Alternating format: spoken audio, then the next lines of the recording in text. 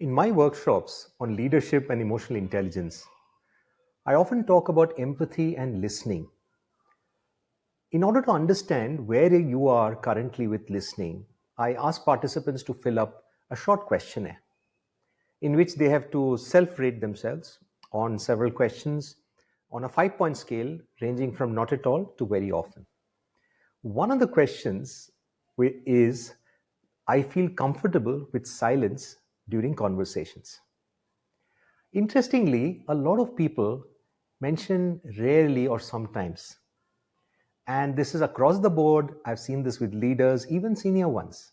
And that often leads to discussions around this point.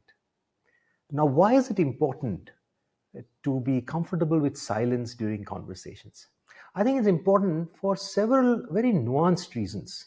And here are some notable ones. Number one, it enhances listening skills. When we are not scrambling to say what we have to say, we are far more attuned to the words, the tone, the emotions of the speaker.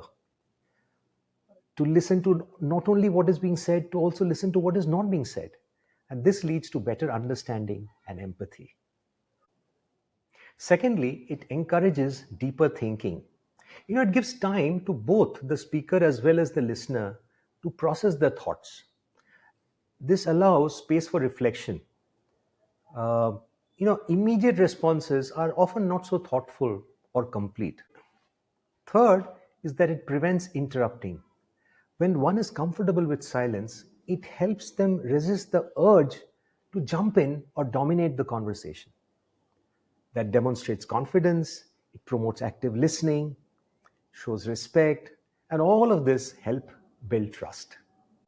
Silence is not a void, it's an invitation for connection, for clarity, and presence. So, if you're a leader, my question to you is, are you comfortable with silence during conversations?